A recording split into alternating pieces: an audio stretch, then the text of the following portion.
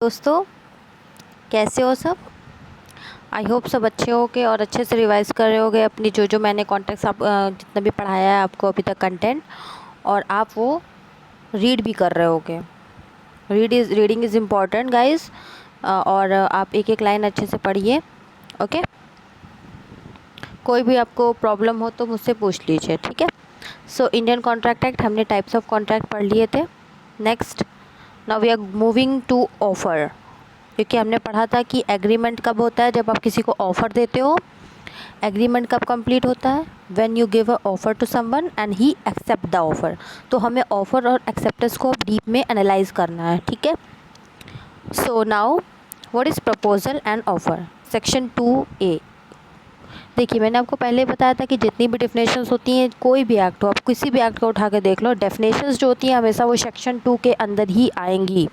उसके अंदर क्लॉजेज अलग हो जाते हैं। देखिए, जैसे सेक्शन 2 क्लॉज A है, कॉन्ट्रैक्ट का हमने पढ़ा था 2H में है। तो इस तरह से चेंजेस होते हैं। लेकिन कोई भी आप एक्ट उठाओ, चाहे किसी भी कोई भी लॉ से रिलेटेड हो, दुनिया में कोई भी, आप दुनिया नहीं सॉरी इंडिया में आप देख लो, कोई भी एक्ट उठा के देख लो, तो सारे में सेक्शन क्या आएगा, 2 ही आएगा। सो ऑफ़र क्या है वैसे तो इन जनरल आप समझिए क्या होता है। जैसे A ने B से कहा कि क्या तुम मेरी बाइक खरीदोगे 2 लाख रुपए में। बाइक तो नहीं, कार कह देते हैं। तो ये क्या कर रहा है, A क्या कर रहा है, B को ऑफ़र दे रहा है, ठीक है। तो ये तो इन जनरल हो गया। अब मीनिंग देखते हैं क्या है।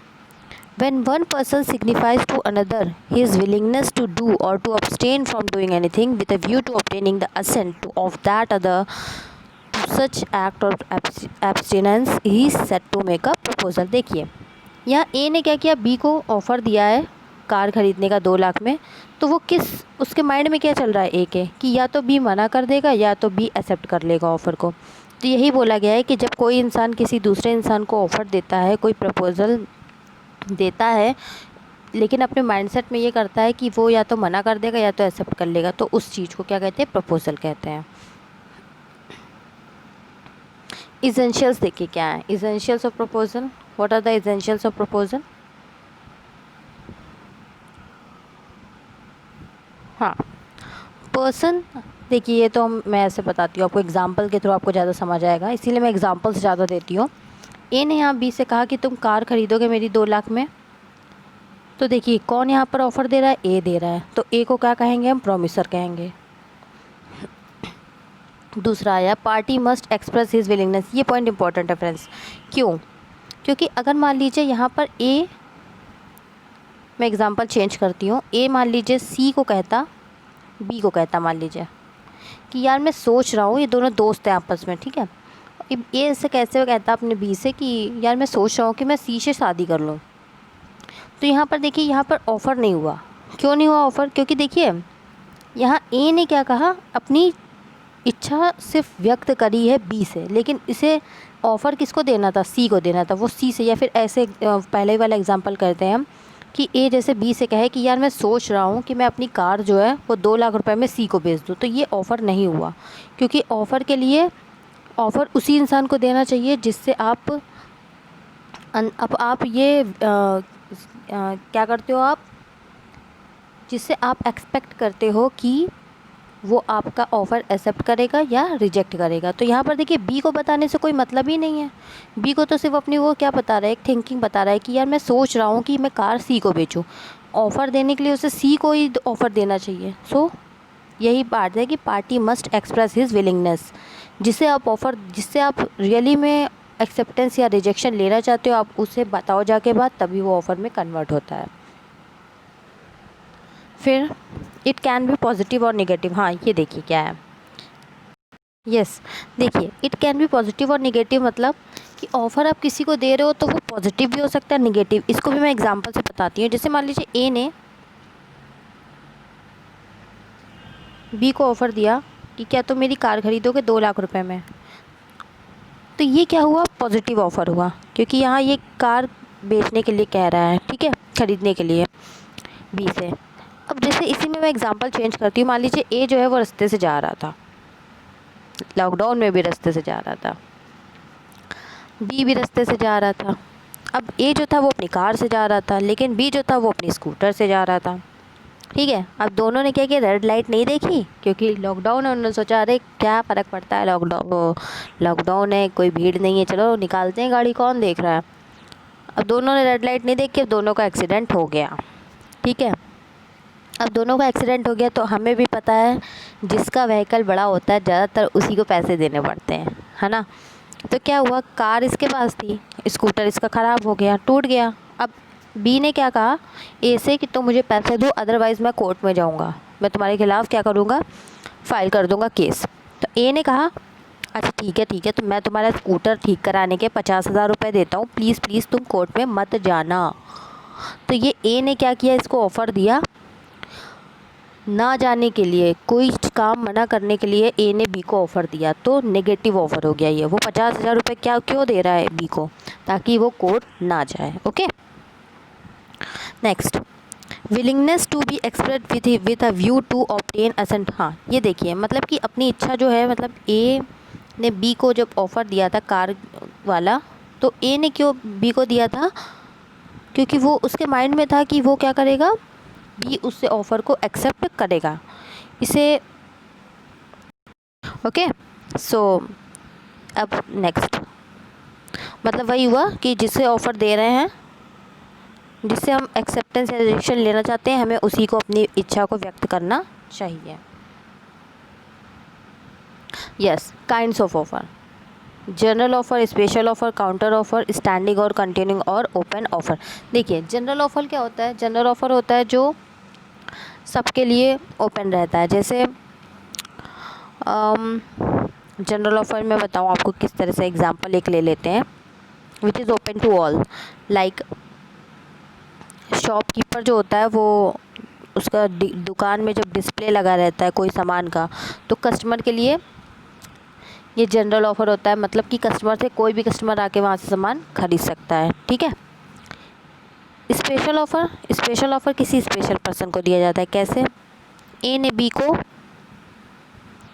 कार बेचने के लिए कहा, तो देखिए वो बी को दे रहा है, या फिर ए ने बी से मैरी करने के लिए कहा, तो वो बी से ही, B is the special one person, क्योंकि वो बी से ही कह सकता है, क्योंकि वो बी से प्यार करता है, तो वो बी से शादी करना चाहता है। ठीक है, काउंटर ऑफ़र, काउंटर ऑफ़र देखिए क्या होता है। देखिए, जनरल ऑफ़र मैंने बताया आपको कि जो जनरल पब्लिक के लिए ओपन रहता है, इसमें हम मान सकते हैं जैसे कोई जब कंपनी इशू ऑफ शेयर्स लाती है, पब्लिक इशू आता है शेयर्स का, तो वो सबके लिए ओपन रहता है। स्पेशल ऑफ़र जो किसी स्पेशल पर्सन को दिया जाता है। काउंटर ऑफ़र देखिए वो होता है, क्या होता है काउंटर ऑफ़र में, यस, काउंटर ऑफ़र में देखिए जैसे ए ने बी को ऑफ़र दिया कार के लिए 2 लाख रुपए में, ठीक है, कि कार तुम मेरी ख़रीदोगे। बी ने कहा ठीक है मैं ख़रीद तो लूँगा, लेकिन मैं ना तुम्हें 1.5 लाख रुपए दूँगा खाली। तो यहाँ पर क्या हुआ, देखिए काउंटर ऑफ़र मतलब कि जब कोई ओरिजिनल ऑफ़र में चेंजेस करके उसकी एक्सेप्टेंस दी जाती है, तब उसे कहते हैं काउंटर ऑफ़र। ठीक है, नेक्स्ट, स्टैंडिंग और कंटिन्यूइंग और ओपन ऑफ़र। ये तो देखिए क्या होता है कि किसी ने, मान लीजिए ये तब आता है जब कोई ऑफ़र एक लिमिटेड पीरियड ऑफ टाइम के लिए ओपन रहता है। ठीक है, लिमिटेड पीरियड ऑफ टाइम के लिए देखिए ओपन रहता है, तो उसे कहते हैं हम स्टैंडिंग और कंटिन्यूइंग और ओपन ऑफ़र। ओके, ये एक मैं एग्जांपल समझाऊँ, जैसे टेंडर्स होते हैं गवर्नमेंट के, तो वो कुछ पीरियड ऑफ टाइम के लिए ही ओपन रहते हैं, तो दीज आर कॉल्ड स्टैंडिंग और ओपन ऑफ़र। इसमें मैं एक और ऐड करती हूँ, एक ऑफ़र होता है क्रॉस ऑफ़र, मैं यहाँ लिखना भूल गई, sorry, yes, cross offer. Cross offer देखिए क्या होता है, मैं आपको समझा दूँ। यस, क्रॉस ऑफ़र देखिए क्या होता है। क्रॉस ऑफ़र वो होता है जब आप किसी को ऑफ़र देते हो, जैसे ए ने बी को ऑफ़र दिया, कार वाले एग्जांपल ले रहे हैं हम। अब ए ने मान लीजिए बाई लेटर या बाई मैसेज जो भी दिया हो, जिससे भी थ्रू, सामने नहीं थे दोनों। अब क्या हुआ, बी को मतलब पता ही नहीं है कि ए ने उसे ऑफ़र दिया है, लेकिन बी ने भी क्या करा, एक लेटर लिख दिया पोस्ट के थ्रू, ईमेल के थ्रू, कि मैं तुम्हारी कार ख़रीदना चाहता हूँ 2 लाख रुपए में। ये भी 2 लाख में भी दिया था इसने। तो देखिए ऑफ़र दोनों ने दिया है और चीज़ भी सेम है, लेकिन यहाँ बस ए बी के पास पहुँच नहीं पाया ए का ऑफ़र, तो उसने क्या किया, खुद से ही ए को ऑफ़र दे दिया। तो ये क्या हुआ, क्रॉस ऑफ़र हुआ। ठीक है, क्रॉस ऑफ़र इसे कहते हैं। और वो होता है जो पहले वाला है वो काउंटर ऑफ़र है। तो दोनों में कंफ्यूज नहीं होएगा। काउंटर ऑफ़र मैं फिर से समझा दूँ, उसमें क्या होता है, चेंजेस हो जाते हैं। मतलब कोई भी सामान जैसे वो 2 लाख में दे रहा है, तो बी क्या कह रहा है कि मैं 2 नहीं 1.5 लाख में खरीदूंगा, तो वो काउंटर ऑफ़र है। और क्रॉस ऑफ़र में क्या होता है, बी को पता ही नहीं चलता है कि उसके पास ऑफ़र आया है ए से, और वो भी क्या करता है, सेम रेट पे सेम चीज़ का ऑफ़र दे देता है। ठीक है, ये हमारे ऑफ़र कंप्लीट हो गए। Kinds of offer, essentials of valid offer. Yes, ये देखिए आज इतना ही हम इसेंशियल्स तक पढ़ेंगे। यस, इसेंशियल्स देखिए इंपॉर्टेंट है। ये कैसे आपको पता चलेगा कोई ऑफ़र जो है वो वैलिड है। देखिए सबसे पहले तो it must create legal obligations, means दोनों ही पार्टी के ऊपर कुछ ना कुछ रिस्पॉन्सिबिलिटी, कुछ ना कुछ ड्यूटी आना चाहिए। जैसे मैं पहले से एग्जांपल ले रही हूँ कार वाला ही, कि कार का ऑफ़र दिया था बी ने और बी ने एक्सेप्ट भी कर लिया 2 लाख में, तो यहाँ पर रिस्पॉन्सिबिलिटी या फिर ऑब्लिगेशन गए हम, ए का है कि वो बी को कार दे, और यहाँ पर बी की क्या ऑब्लिगेशन है कि वो 2 लाख रुपए ए को दे। तो ये ऑब्लिगेशन है which is being created by offer, valid offer. ठीक है, तभी वो वैलिड ऑफ़र कन्वर्ट होगा जब तक लीगल ऑब्लिगेशन क्रिएट नहीं होगा। मतलब एक जैसे मान लीजिए, दूसरा एग्जांपल मैं लेती हूँ, ए ने मान लीजिए बी को चॉकलेट ऑफ़र करी, तो एक बात बताइए, चॉकलेट ऑफ़र करी, बी ने ले लिया, तो क्या बी के ऊपर कोई ऑब्लिगेशन आया कि उसे पैसे देने या कुछ देना? ऐसा कुछ नहीं है, तो ये वैलिड ऑफ़र नहीं हुआ। ठीक है, तो ये मैं वैलिड ऑफ़र का बता रही हूँ कि वैलिड ऑफ़र कब कहेंगे कोई वैलिड ऑफ़र है। ठीक है, तभी इसमें कहा है कि क्रिएट होना चाहिए legal obligation, must be definite and not वैग, मतलब कि बिल्कुल क्लियर कट होना चाहिए। मतलब यहाँ पर ए ने मान लीजिए कहा कि मैं तुम्हें 2 किलो राइस दूंगा, अब लेकिन ये नहीं बताया कि कौन सा राइस, बासमती राइस हो सकता है या कोई और राइस हो सकता है।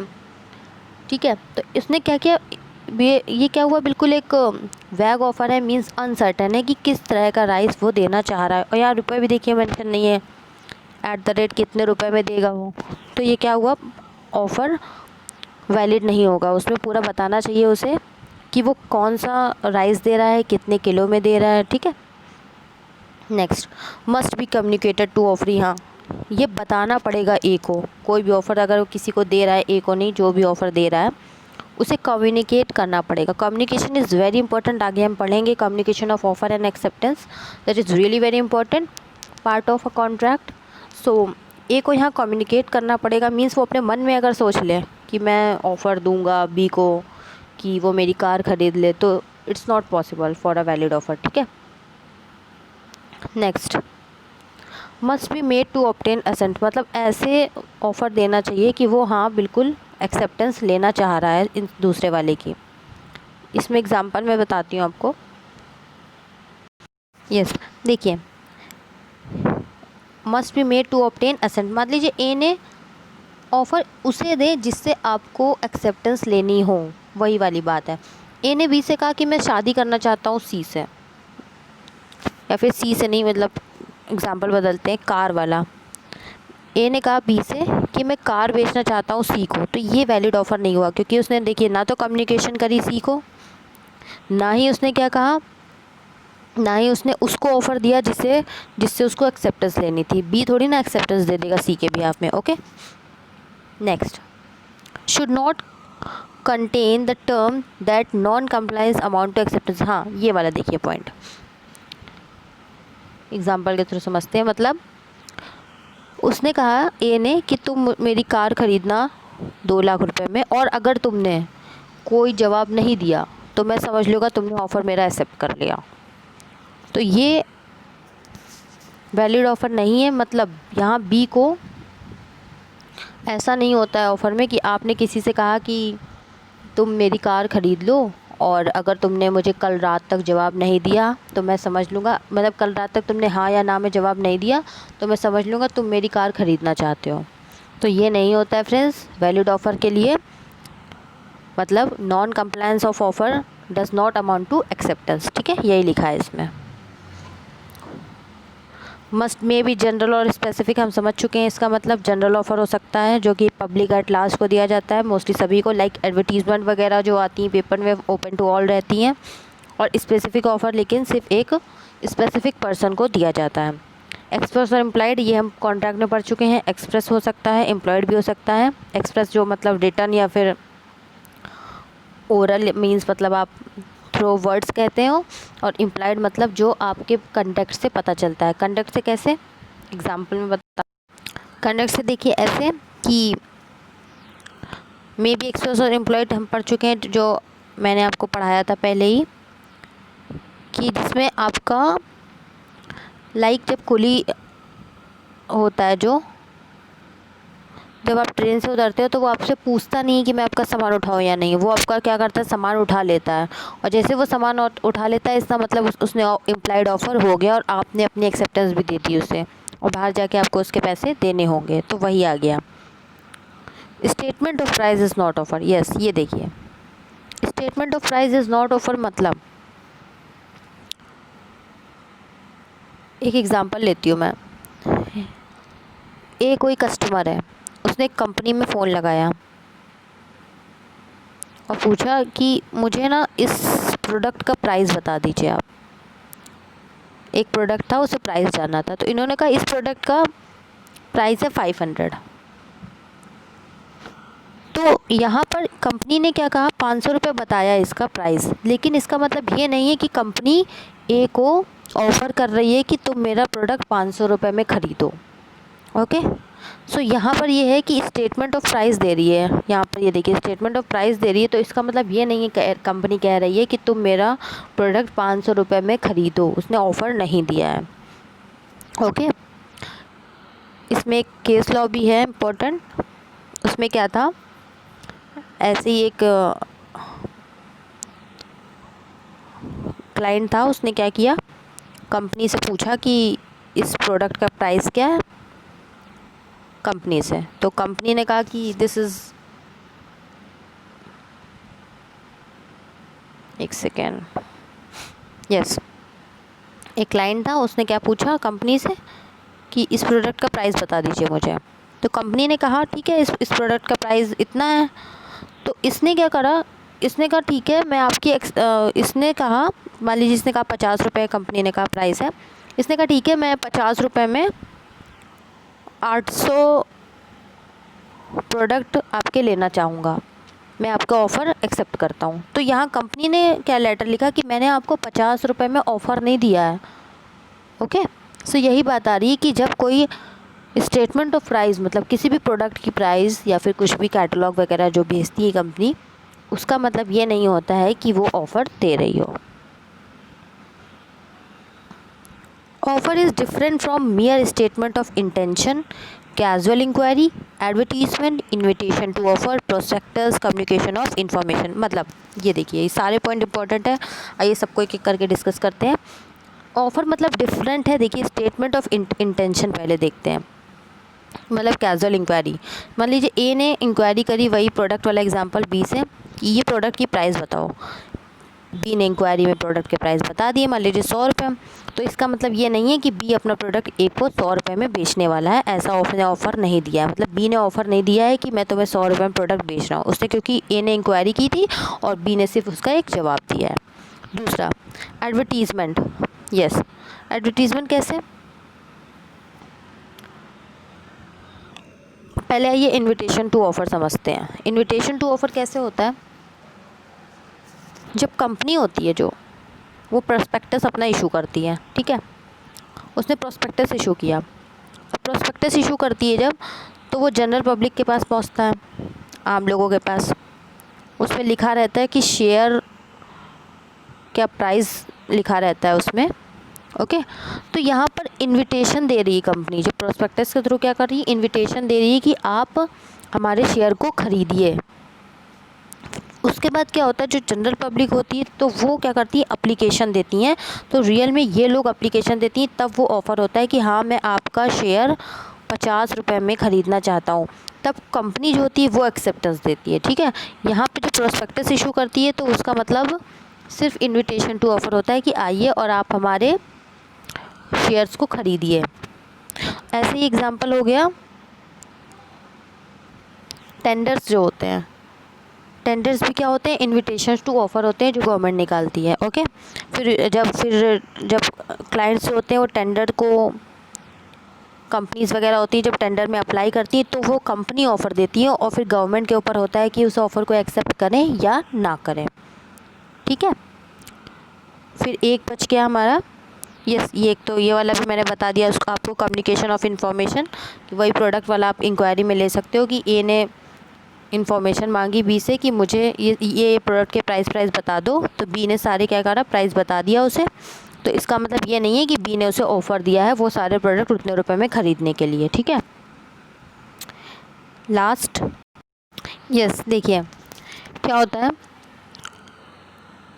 कि कंपनी जो होती है, मान लीजिए उस स्टेटमेंट वाली बात में बता दो, स्टेटमेंट ऑफ इंटेंशन क्या है, मतलब क्या किया उसने, जब कोई कंपनी होती है, मान लीजिए ए है, उसने बी से कहा कि मुझे आपके इन प्रोडक्ट्स पे मुझे दिलचस्पी है, मुझे ख़रीदना है, तो आप मुझे अपना कंपनी का कैटलॉग भेज दीजिए। कैटलॉग का मतलब क्या होता है, उसमें क्या होता है, कंपनी के सारे प्रोडक्ट्स के नाम लिखे होते हैं और उसके आगे प्राइस लिखा होता है। तो कंपनी ने क्या किया, अपना कैटलॉग भेज दिया। तो कैटलॉग जब भेजा इसने ए को, तो इसका मतलब ये नहीं हुआ कि कंपनी कह रही है कि मैं आपको ये प्रोडक्ट इतने इतने रुपए में दे दूँगी, ऐसा कोई ऑफ़र नहीं दे रही कंपनी। सिर्फ ये क्या हुआ, एक कैजुअल इंक्वायरी कह सकते हैं, या फिर कम्युनिकेशन ऑफ इंफॉर्मेशन या स्टेटमेंट ऑफ इंटेंशन इसे आप कह सकते हो। या फिर एक और एग्जांपल कि जब ऑक्शन, आपने सुना होगा ऑक्शन, नीलामी होती है जब, तो उसमें भी क्या होता है, ऑक्शन जब होती है तो पेपर पे ऐड निकलता है, एडवर्टीज़मेंट आती है कि कल इस प्रॉपर्टी का ऑक्शन होगा। तो लोग क्या होते हैं, बोली लगाने वाले आते हैं, बिडर जिसे बोलते हैं। तो वो भी क्या होता है, उनको भी जब ये एडवर्टीज़मेंट दिया, तो एडवर्टीज़मेंट क्या है, इनविटेशन टू ऑफ़र है, मतलब कि हम आपको इनवाइट कर रहे हैं कि आप हमें आके ऑफ़र दीजिए। फिर जब बिडर आते हैं और कोई फर्नीचर, मान लीजिए फर्नीचर है, उसकी बोली लग रही है, तब वो उस फर्नीचर का क्या करते हैं, उस फर्नीचर के लिए ऑफ़र करते हैं, मतलब कि हम इस ऑफ़र फर्नीचर को ख़रीदना चाहते हैं 50 लाख रुपए में। अब क्या ये ऑक्शनर के ऊपर है कि वो उसे बेचे 50 लाख रुपए में या ना बेचे। ठीक है, तो यही हुआ कि ये से सारी चीज़ें ऑफ़र में नहीं आएंगी, मैंने आपको बता दी, और हमारा इससे ऑफ़र ख़त्म हो गया। और हम कल एक्सेप्टेंस के बारे में पढ़ेंगे। एक्सेप्टेंस, जब ऑफ़र आप किसी को दो और उससे आपको क्या मिलता है, वो इंसान आपके ऑफ़र को एक्सेप्ट करता है या रिजेक्ट करता है। ठीक है, उसके बारे में हम सब कुछ पढ़ेंगे। सो फ्रेंड्स, तब तक आप इसे रिवाइज़ करिए और सारी जितना मैंने पढ़ाया आपको उसे अच्छे से गो थ्रू करिएगा। आपके पास बुक हो तो बुक से रीडिंग प्लीज़ करिए आप, मैं बार बार कह रही हूँ, बुक से reading is very important. And आपको वीडियो अच्छा लगा हो तो लाइक करें, शेयर करें, सब्सक्राइब करें हमारे चैनल को, और कमेंट सेक्शन में जो आपकी डाउट्स हो प्लीज़ पूछिए, मैं आपको बताऊँगी। Till then, best of luck.